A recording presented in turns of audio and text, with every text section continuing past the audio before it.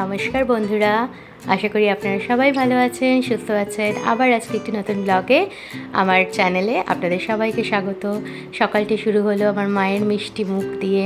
আমার মা কি সুন্দর করে তাকিয়ে আছে আমাদের সবার দিকে, সংসারের দিকে। বাবা দরজা টরজা সব নিচ থেকে খুলে এসে বলল যে আমি একটুখানি যাচ্ছি, আমি আরও আমার হাজব্যান্ড আর আমার বাবা অ্যাকচুয়ালি যাচ্ছে হচ্ছে ডক্টরের কাছে, আমার ছেলের জন্য ডক্টরের কাছে লাইন দেবে। আমি এদিকে চা বসাচ্ছি, ওরা এসে গেছে। চাটার জন্য দুধ বসিয়েছি আর সুজির উপমা বানিয়েছি।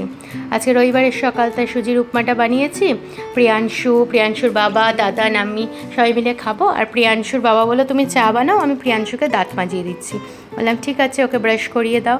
প্রিয়াংশুর বাবা ওকে ব্রাশ করিয়ে দিচ্ছে।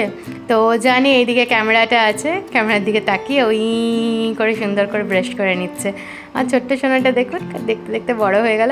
আর না পুরো না হিলবে, ভাইব্রেশন মোডে চলে যাবে, করতে থাকবে। আমি আপনাদের বলছি আর ও ওই জিনিসটাই করে। সুন্দর করে ব্রাশ করে নেবে আমার বাবুটা। তারপরে চা বানিয়ে নেব। আমি মাঝখানে আমাকে বাবা ডাকলো হচ্ছে, বাবা দেখে যাও কেমন করছে ও। তো আমি এসে ফাঁকে এসে দেখে গেলাম। ব্রাশ করেই তারপরে শুরু হয়ে গেল বাস্কেটবল খেলা ওর। তো সকাল থেকেই শুরু হয়ে গেল। এইটা ওর খুব ভালো একটা গেম আমি এনে দিয়েছি, একটা টেনিস এনে দিয়েছি। ওইটা না, ও হ্যাঙ্গিং টেনিস, বলটা হ্যাং হয়ে থাকে, এদিক দিয়ে ওর বাবা খেলে, ওদিক দিয়ে ও খেলে। তো ওটা একটু অসুবিধা হচ্ছে বলে আমি এখন হ্যাং করিনি, আমরা হ্যাং করে ওটা আবার খুলে রেখেছি। বাস্কেটবলটা হ্যাং করেছি, তো ও খুব মজা পায় এটা খেলতে। এই বলটা ওইটার সাথেই দিয়েছে, আর একটা গ্রিন বল আছে, ওই বলটা দিয়েও খেলে ও। তো একবার করে দাদানকে ডাকে, একবার করে বাবাকে ডাকে, একবার করে নিজে। কি সুন্দর খেললো দেখুন। আর শেপটা ওর মনের মতন ফ্রগ শেপ নিয়ে এসেছি, শেপ থেকে বড় হচ্ছে ফ্রগের মুখটা। আবার চলে আসছি কিচেনে, এসে এই যে চাটা বানাচ্ছি, চা পাতা দিয়ে দিলাম। চা পাতা দিয়ে সুন্দর করে চা বানিয়ে দিচ্ছি। আমি রেডি হয়ে গেছি যে খেয়ে ঠেয়ে বেরিয়ে যাব, প্রিয়াংশুকে নিয়ে ডক্টর দেখাতে হবে। তো বাবা আর প্রিয়াংশু, যেখানে বাবা আর প্রিয়াংশুর বাবা দুজনে মিলে যে ডক্টরের কাছে গেছিলেন, স্কিনের ডার্মাটোলজিস্ট নেই, তো উনি সানডে করে দেখেন না। ঠিক আছে, ওর পেডিয়াট্রিশিয়ানের কাছেই চলো, ওনার সাথে কথা বলি, উনি তো খুব ভালো ওষুধ দেয়, নিয়ে আসবো। এই যে আমরা সব বসে এখানে চা খাচ্ছি। আর প্রিয়াংশু দেখুন হাতে দুটো বল নিয়ে খেলছে। চা খেয়ে নিচ্ছে। আর প্রিয়াংশুকে আমি যেটা বানিয়েছি সুজির উপমাটা, ওটা বানিয়ে খাইয়ে দিয়ে তারপরে বেরোবো। সব রেডি হয়ে আছি। বাবা কিছু মনে হয় আনতে যাচ্ছিলো, আমি বাবাকে বললাম বসো, দরকার নেই। আর দেখুন প্রিয়াংশু রেডি হয়ে গেছে। বাবা বললে চা খাওয়া হয়ে গেছে, আমি কাপড় জামাগুলো মেলতে যাই। আমি বললাম আমি যাই, বললো না। বাবা গেলে কাপড় জামা মেলতে, এই যাচ্ছে ডাস্টবিনগুলো খালি করতে। আর এদিকে প্রিয়াংশু খেলছে পাঞ্জা গাড়ি দিয়ে। আর বাবা বলে আমি ক্লিপটা নিতে ভুলে গেছি। বললাম আচ্ছা, ওই যে ব্যাগের মধ্যে ক্লিপগুলো থাকে কাপড় জামাগুলো টাঙানোর জন্য, ওইটা নিল। প্রিয়াংশু খেলু করছে। আমি প্রিয়াংশুর জন্য এবারে খাবারটা নিয়ে আসি, খাইয়ে দেবো। টাইম হয়ে যাচ্ছে, তো ডক্টর এসে যাবে। 9:30 থেকে বসেন। বাস ওকে খাওয়াতে গেলে তো অনেক কথা বলে ঠুলে খাওয়াতে হয়, অনেক কথা বলে ঠুলে আমি খাওয়াচ্ছি। আর এই সুজির উপমাটা, যে হালকা সুজির উপমাটা বানিয়েছি, এটার আমি রেসিপি ফেসবুকে আপলোড করেছি, আর এখানেও ইউটিউব শর্টসেও আমি দিয়েছি, আপনারা দেখতে পারেন। খুব ইজিভাবে করেছি, যাতে বাচ্চা থেকে বুড়ো সবাই খুব ভালো মতন খেতে পারে। সিম্পল একটা সুজির উপমা বানিয়েছি, সবাই খুব তাড়াতাড়িও করে নেওয়া যায়, আর খুব সুন্দরভাবে খাওয়াও যায়। বাচ্চা বুড়ো সবাই আরামে উপমাটা ট্রাই করতে পারেন। বাবা এখানে বসে বসে ওর জন্য না, ওই যে চেয়ারের কোনাগুলো লাগে বলে, ওর গায়ে হাত পা ছিঁড়ে যায় বলে, ওর বাবা বানিয়েছিল। তারপরে আমার বাবাও ওই সাইড থেকে ওই ফোমের টুকরোগুলো করে দিচ্ছে কেটে কেটে, যাতে দুই কোনাতে লাগিয়ে দেয়, ওর যাতে না লাগে। কিন্তু ও রাখতে দেবে, কতগুলো টুকরো করা হয়েছে, ও রাখতে দেয় না, সব ফেলে দেয়। ইতিমধ্যে ওনার জল তেষ্টা পেয়েছে, জল নিয়ে আসেনি, খেতে বসেছিল, তাই বললাম, তো জলটা আবার নিয়ে আসলো, নিয়ে এসে বসলো খেতে। আমি বাবার সাথে একটু, বাবা মনে হয় কিছু জিজ্ঞেস করলো, সেটা আমি বললাম, বলে এবারে উনি জলটা খাবেন। মুখে দেবো, ও এখন খাবে না, আগে জল খাবে। এমনি করেই আমাদের দিন কাটে, আর কি, আর এমনি করেই দিন কাটছে। মাকে ছাড়া যে মায়ের যে শূন্যতা, না ভালোই লাগছে না। আমি যে এখন ভয়েস ওভার দিচ্ছি, সেটাও ওরকমভাবে ভয়েস ওভার দিচ্ছি, কিন্তু একটা সত্যি কথা বলবো, একটা আশ্বাস যে হ্যাঁ মা আছে। এই যে ডাক্তারখানায় এসে গেলাম, আমি আর প্রিয়াংশুর বাবা। ডক্টর একাই ছিলেন, কোনো পেশেন্ট ছিল না, আমরাই ফার্স্ট পেশেন্ট। ওনার কাছে এসে গেলাম, ওনার সাথে দেখা করব, বাস দেখানো হয়ে গেল, বেরিয়ে গেলাম। একটা সাবান দিয়েছেন, আপনাদের সাথে আমি শেয়ার করব, ওইটা বললো লাগাতে। আর গরম থেকে হয়েছে বলে আপনাকে বলেছিলাম একটু ঠান্ডাতে রাখুন, এসিতে রাখুন, এত গরম লুটায় রাখবেন না। বললাম না স্যার, অ্যাকচুয়ালি মা এরকম চলে গেলেন তো, তার জন্য আমি ধ্যান দিতে পারিনি, ওই জন্য। বলে না না ঠিক আছে, কেয়ার করবেন ওর। তো ওই মেডিকেল শপে এসে গেলাম, তো ওখান থেকে যা যা নেওয়ার ওগুলো নিয়ে নেবো, এরপর বাড়ি যাবো। বাজার যাচ্ছি, বেরিয়ে পড়েছি, বাজার করে আনি। আজকে কি পাবো তার কোনো ঠিক নেই, রামনবমী আছে। চলুন সাথে থাকুন, দেখতে থাকুন। বাজার করতে গিয়ে প্রথমেই ঢুকে গেলাম, এইখানের একটা ব্রাঞ্চ আছে হীরাপুরে, ওই ব্রাঞ্চে ওই অমৃত আরোগ্য মানে যে দোকানটা, ওই আরোগ্যালয়ে চলে গেলাম গিয়ে চা খেতে। তো এইটা হচ্ছে ওনাদের লোগো। ওখানে চা খেতে গেলাম, তো বললো চা খাবো না, চলো শেক খাই। বললাম যা ইচ্ছা সেই শেকটাই নাও। বলো দেখি একটা কোল্ড কফি নেবো। বললাম ঠিক আছে কোল্ড কফি নাও। তো অর্ডার দিয়ে আসলো একটা কোল্ড কফি আর একটা বাদাম শেক বললো। বললাম ঠিক আছে। তো বানাচ্ছে ওরা, বলে গরম লাগছে তো আর কিছু খাওয়াও নেই, খাওয়াটা হয়নি, তো এটাই খাই। বললাম ঠিক আছে এটা খাই। সুজির উপমাটা মানে ঘরে এসে খাবো বলেছি বলে একটুখানি জাস্ট পেটে দিয়েছি, বলে বাইরে খাবো। আর বাবাকে খাইয়ে দিয়েছিলাম। এই যে ফার্স্টে কোল্ড কফিটা ট্রাই করলাম, তো ঠিক আছে, খুব ভালো না জানেন, এর থেকে সত্যি কথা বলতে গেলে বাড়িতে খুব ভালো বানানো যায়। আর এটা বাদাম শেকটাও ট্রাই করলাম, ওটাও মোটামুটি।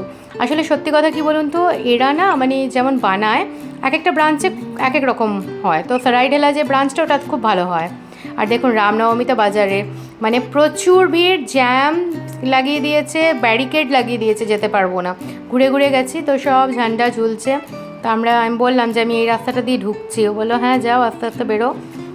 আমি এইখান দিয়ে ঢুকে গেলাম পার্ক মার্কেটে, মানে অ্যাকচুয়ালি পার্ক মার্কেট না, এটা হাটিয়া বলে হীরাপুরের। হাটিয়াতে ঢুকে পড়লাম, ঢুকে পড়ে আপনাদের কয়েকটা জিনিস দেখাবো। এই যে চাচা বসে আছেন, এনার কাছে আমরা লাড্ডু নিতে আসি।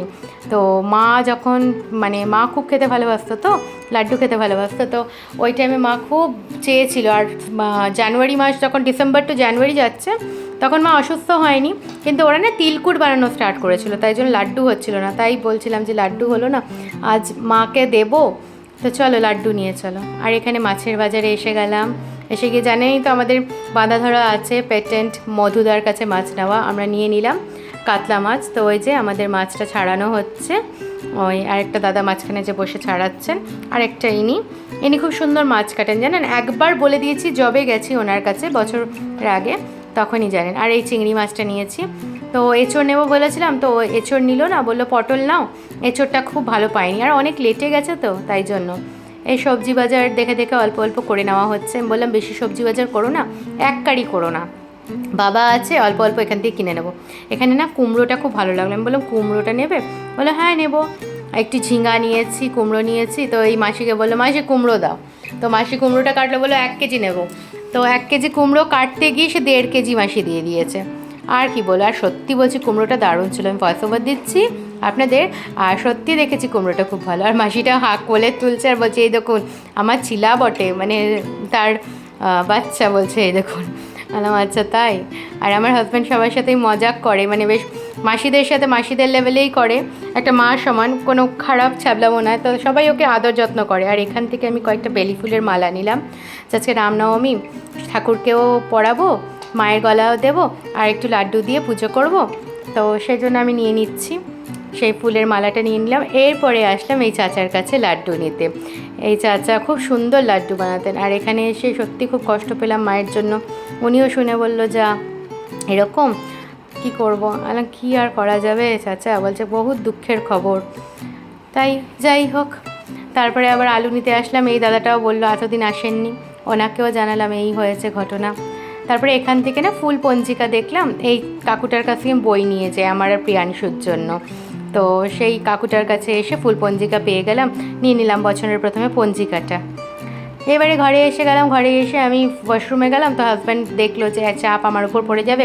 আপনারা যারা ফার্স্ট থেকে আমার ব্লগ দেখেন জানবেন যে মাছ আনার পরে আমার মা মাছ চিকেন এগুলো ধুয়ে ঠুয়ে রাখতো।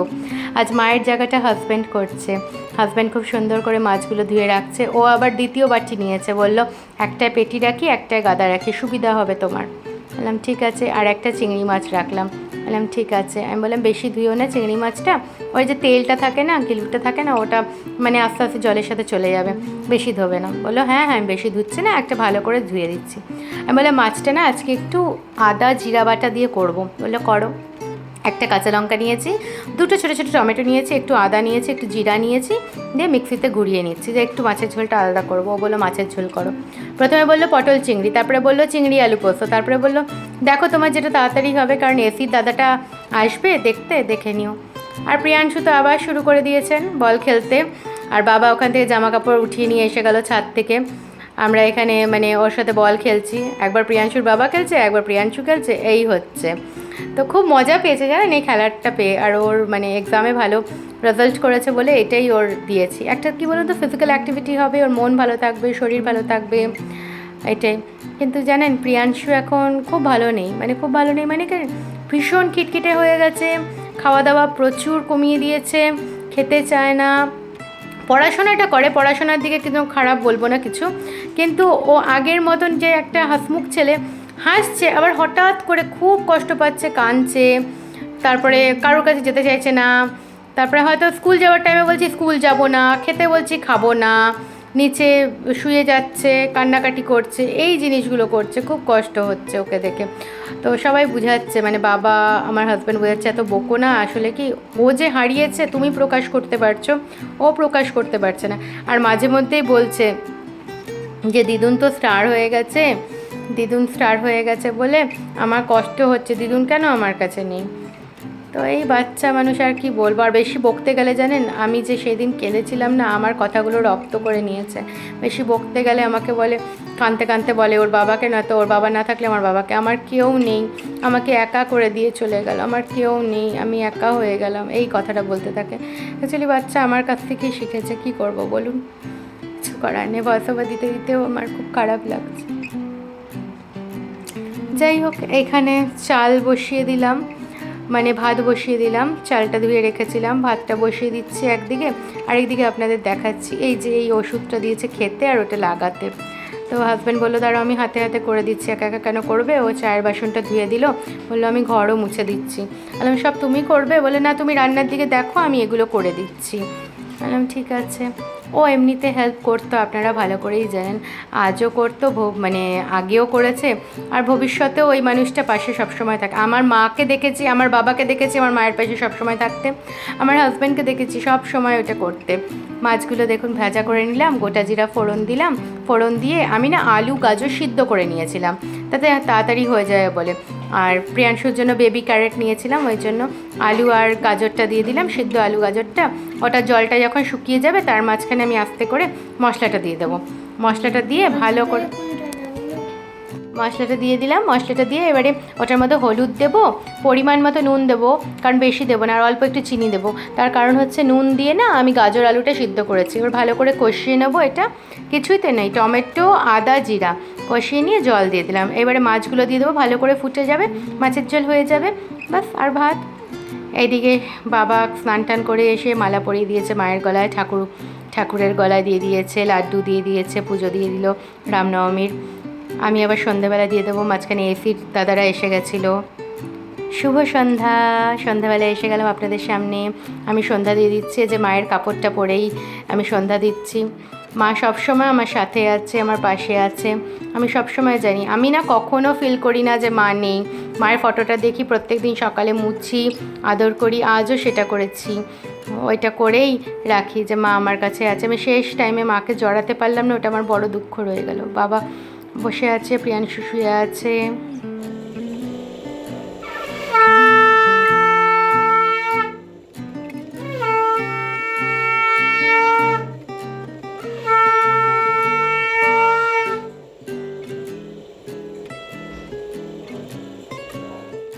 প্রিয়াংশু চাইলে একটু চিজলিংস খেতে, ওর বাবা দিল চিজলিংস খেতে। প্রিয়াংশু বসে বসে এখানে চিজলিংস খাচ্ছে, ওর বাবা চাইলো তাই ও একটা দিয়ে দিচ্ছে ওর বাবাকে, তো বাবা নিল না।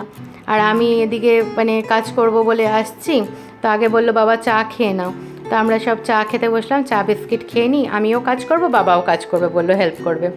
তা আমাদের চা খাওয়া হয়ে গেল। আমি আজকে পনির পরাঠা বানাবো বলে আমি পনির ঘষে নিচ্ছি, এর মধ্যে পেঁয়াজ কুচি, আদা কুচি, ধনে পাতাটা নেই, ধনে পাতার বড় অভাব হলো, তো আমি আর কাঁচা লঙ্কা দেবো না, গোলমরিচের গুঁড়ো দেবো, একটা পনিরের মিশ্রণ বানিয়ে নেবো, আর গাজর কুচি দেবো, মানে গাজর ঘষে দেবো। বাবা বললো আমি আটা ময়দা মেখে দিচ্ছি। বললাম ঠিক আছে বাবা, তুমি ওটা মেখে দাও। বাবা সুন্দর করে আটা ময়দা মেখে দিচ্ছে, আর এদিকে প্রিয়াংশু দুষ্টুমি দেখুন। আর বাবা দাঁড়িয়েছে চেয়ারে, কিছু খুঁজছে, ও আরেকটা চেয়ার নিয়ে দাঁড়াবে। এই যে মিশ্রণটা বানিয়েছি, পনির, পেঁয়াজ, গাজর, গোলমরিচ, নুন, চিনি দিয়ে বানিয়েছি পরাঠার যে মানে স্টাফিংটা ওটা। এবারে পরোটা বানিয়ে নিচ্ছি, আপনাদের দেখাচ্ছি। আমি ভরপুর পুর দিই, মানে ভালো করে পুর দিয়ে ভালো করে ওটাকে বেলি।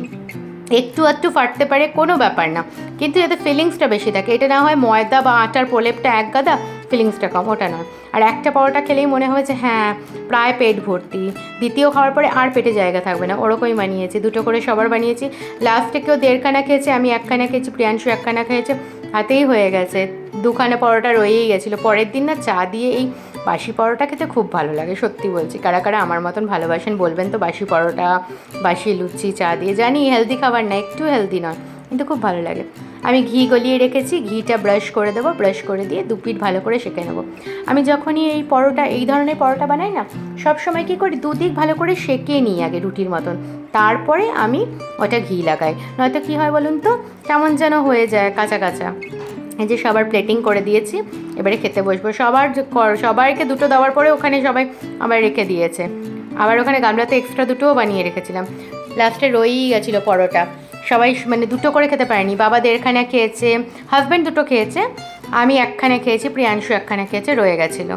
চলুন আজকের ব্লগটি এই পর্যন্ত। সবাই সুস্থ থাকবেন, ভালো থাকবেন, চ্যানেলটি সাবস্ক্রাইব করবেন, পাশে থাকবেন। টাটা।